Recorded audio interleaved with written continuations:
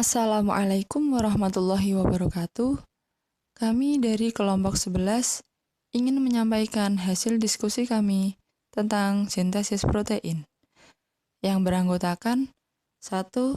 Aina Ana Abdiarob dengan NIM 007, 2. Muhammad Rashid Nur Khalifah dengan NIM 033, yang ketiga Nahwa Kamilia Fatoni dengan NIM 013, dan yang keempat, Ahmad Nabil Diva dengan NIM 042. Sintesis protein dapat dikatakan sebagai proses pembentukan protein yang merupakan penyusunan asam amino pada rantai polipeptida ataupun proses mengubah asam amino yang terdapat pada linear menjadi protein dalam tubuh.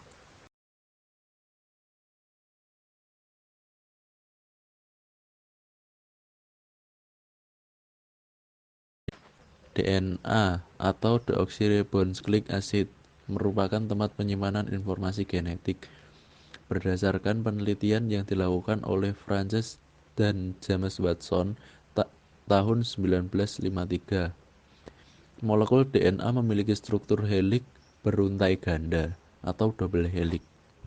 Struktur pada DNA dapat diibaratkan sebagai sebuah anak tangga, di mana anak tangganya adalah susunan basa nitrogen dengan ikatan A, T, dan G, C. Kemudian untuk pegangan bagian samping adalah gula deoksiribosa yang berikatan dengan gugus fosfat dengan ikatan fosfodiester. Kedua rantai polinukleotida DNA yang membentuk double helix yang berjajar secara antiparalel. RNA atau ribonucleic acid merupakan makromolekul yang berfungsi sebagai penyimpan dan penyalur informasi genetik. Struktur dari RNA adalah rantai tunggal nukleotida, pendek dan tidak berpilin. Setiap ribonukleotida terdiri dari 3 gugus molekul antara lain gula ribosa C5H10O5, gugus fosfat, dan basa nitrogen. Pada RNA, basa purin dan pirimidin yang berkaitan dengan ribosa membentuk suatu molekul yang dinamakan nukleosida atau ribonukleosida. Inilah yang merupakan prekursor dasar untuk sintesis DNA. RNA memiliki 3 tipe, antara lain mRNA atau messenger RNA yang berbentuk rantai tunggal nukleotida yang panjang dan merupakan RNA terpanjang dalam sel. Panjang pendeknya messenger RNA berhubungan dengan panjang pendeknya polipeptida yang disusun. Messenger RNA disintesis dari DNA di dalam nukleus. Messenger RNA dapat dikatakan sebagai bentuk komplementer dari DNA yang merupakan hasil cetakan dari molekul DNA. Kemudian rRNA atau ribosomal RNA yang berbentuk rantai tunggal nukleotida di mana pada daerah tertentu dapat melipat balik sehingga mirip rangkap. Ribosomal RNA merupakan RNA yang terbanyak dalam sel. Dan yang ketiga ada tRNA atau transfer RNA yang merupakan RNA terpendek dalam ukuran molekul yang sangat kecil. Transfer RNA dibentuk dalam nukleus, akan tetapi menempatkan diri dalam sitoplasma. Selanjutnya yaitu fungsi dan tujuan dari sintesis protein. Adapun tujuan dari suatu sintesis protein adalah untuk membentuk protein yang bisa dimanfaatkan oleh tubuh, dan protein merupakan suatu komponen penting yang menyusun tubuh makhluk hidup. Misalnya, enzim penyusun utamanya adalah protein. Hormon juga tersusun dari protein. Eritrosit memiliki protein yang membantu pengikatan oksigen serta membran sel yang tersusun dari protein. Untuk selanjutnya adalah tahapan sintesis protein atau dari DNA ke protein. Di sini ada 2 dogma. sentral yang cukup dikenal untuk mendefinisikan dan menjelaskan dari tahapan sintesis protein ini melalui 2 tahap, yaitu transkripsi dan translasi. Dari masing-masing tahap ini dikenal lagi sebagai subtahap berikutnya, yaitu inisiasi, elongasi, dan terminasi dari tiap-tiap tahap utama tadi. Untuk lebih jelasnya, simak video yang akan ditampilkan berikut ini. Jadi teman-teman, agar tubuh kita berfungsi dengan normal dan baik, tentunya tubuh kita memerlukan nutrisi yang kita dapatkan dari makanan. Tetapi, makanan tidak dapat secara langsung dikelola dan dicerna oleh tubuh kita. Proses pencernaan dapat berlangsung secara kimiawi nih, menggunakan bahan kimia protein dan enzim yang berbeda pula untuk memecah partikel makanan menjadi nutrisi yang dapat diserap dan digunakan oleh sel-sel kita. Instruksi untuk membuat salah satu jenis dari enzim ini adalah protein dari DNA. DNA mengandung gen, dan gen adalah string nukleotida kontinu yang mengandung wilayah yang mengkode molekul RNA. Wilayah ini dimulai dengan promotor dan berakhir dengan terminator. Gen juga mengandung urutan pengkodean yang dapat ditemukan di dekat promotor atau di lokasi yang lebih jauh dari promotor. Untuk beberapa gen RNA yang dikodekan yang juga digunakan untuk mensintesis protein dalam proses yang disebut ekspresi gen. Pengekspresian dapat dibagi menjadi 2 tahapan, yaitu tahapan transkripsi dan tahapan translasi. Tahapan transkripsi sel eukariotik terjadi pada nukleus, di mana DNA digunakan sebagai template untuk membuat RNA messenger. Kemudian, dalam translasi yang terjadi di sitoplasma sel, informasi yang terkandung dalam messenger RNA nanti digunakan untuk membuat polipeptida. Selama transkripsi, DNA dalam gen digunakan sebagai template atau cetakan untuk membuat untai RNA transfer dengan bantuan enzim RNA polimerase, dan proses ini terjadi dalam 3 tahap, yaitu inisiasi, elongasi, dan terminasi. Selama inisiasi, daerah promotor gen berfungsi sebagai tempat pengenalan RNA polimerase untuk dapat berikatan. Disinilah mayoritas ekspresi gen dikendalikan oleh RNA polimerase dengan mengizinkan atau memblokir akses ke situs. Pengikatan RNA polimerase menyebabkan heliks ganda DNA untuk melepas dan membuka.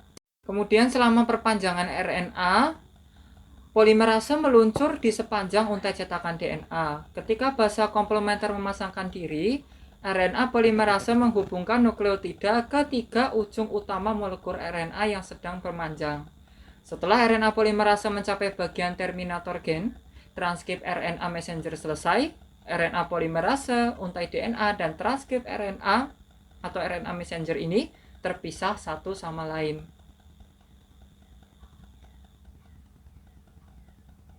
Untai messenger RNA yang dibuat selama transkripsi termasuk di dalamnya ada daerah yang disebut exons yang mengkode protein dan bagian yang tidak dapat mengkode yang disebut intron. Agar RNA messenger dapat digunakan dalam translasi, intron perlu dihilangkan dan modifikasi seperti menambahkan penutup 5 dan 3' poly A tail di setiap ujungnya. Proses ini disebut splicing intron dan dilakukan oleh kompleks enzim yang disebut spliceosome. Kompleks ini menghilangkan segmen intron dan bergabung dengan ekson yang berdekatan untuk menghasilkan untai RNA messenger yang matang dan dapat meninggalkan nukleus melalui pori-pori nukleus dan memasuki sitoplasma untuk memulai translasi. Bosen? Udah pasti. Tapi pernah tahu nggak kalau proses tadi berlangsung begitu cepat? Lihat ini.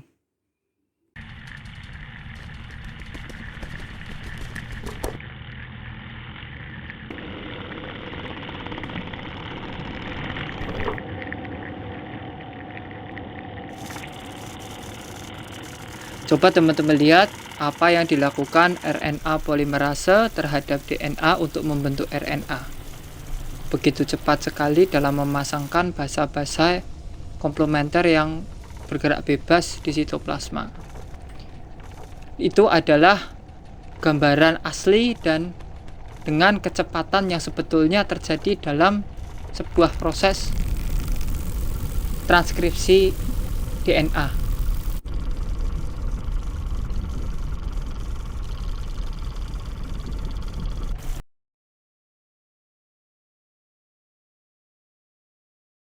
Bagaimana informasi dalam untai RNA messenger matang ini dapat diterjemahkan menjadi protein? Basa nitrogen dikelompokkan menjadi 3 kode yang disebut kodon. Kode genetik mencakup 64 kodon. Kebanyakan kode kodon spesifik untuk asam amino tertentu. Ada 4 kodon khusus. 1 kode untuk memulai atau kodon start dan 3 kode untuk berhenti atau kodon stop. Terjemahan atau translasi dimulai dengan untai RNA messenger yang mengikat ke subunit ribosom kecil di bagian hulu. Setiap asam amino dibawa ke ribosom oleh molekul RNA transfer yang spesifik.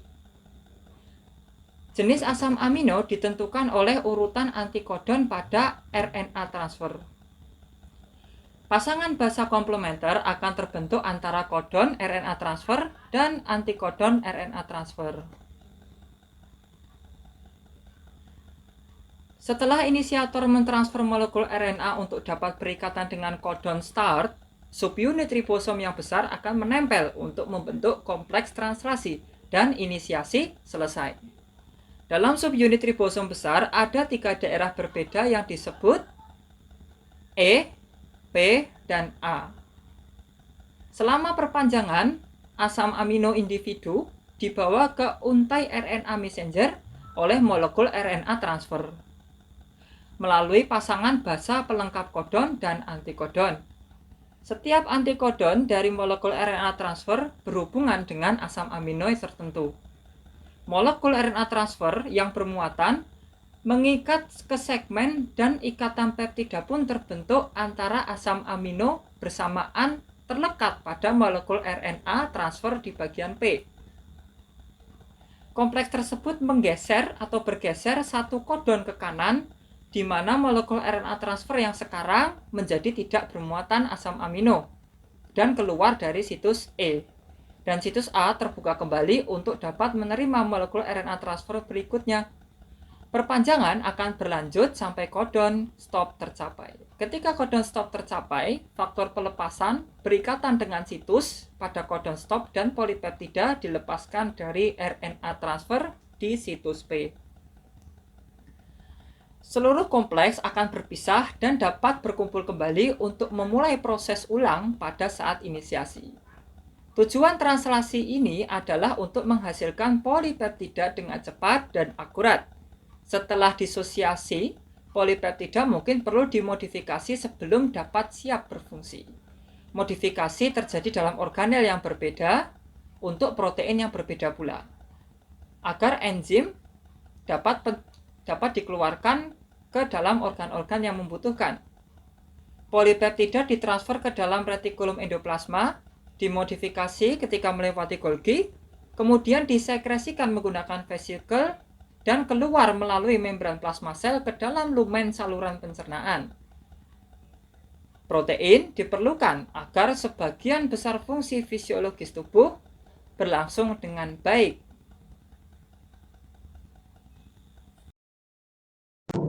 Selanjutnya saya akan menjelaskan tentang keterkaitan gen dengan protein dalam proses sintesis protein. Yang pertama, saya akan membahas tentang teori Archibald-Garrod. Garrod adalah orang pertama yang mengajukan bahwa gen mengendalikan protein.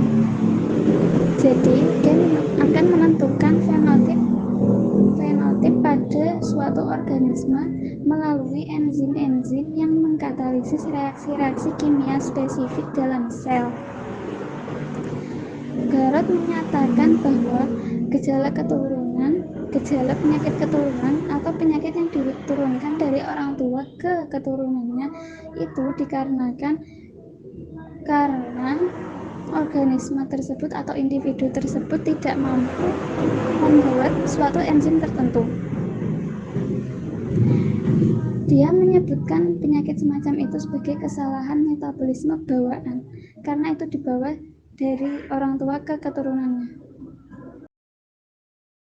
Yang kedua, saya akan membahas tentang relasi protein dan gen. Seperti yang telah kita ketahui, gen merupakan pembawa informasi genetik yang akan menentukan seperti apa organisme itu terlihat, bagaimana perilakunya di lingkungan, dan bagaimana ia bertahan. Gen terdiri dari kombinasi panjang 4 basa nukleotida, yaitu adenin, guanin, timin, dan sitosin. Semua makhluk hidup bergantung pada gen, karena gen menentukan semua protein dan semua RNA fungsional. Perjalanan dari gen ke protein adalah perjalanan yang kompleks dan terkontrol di dalam setiap sel, yang terdiri dari 2 tahapan. Yang pertama, transkripsi, yaitu pengkopian DNA sensor menjadi mRNA atau RNA duta. Yang kedua, translasi, penerjemahan kode mRNA atau RNA duta menjadi asam amino.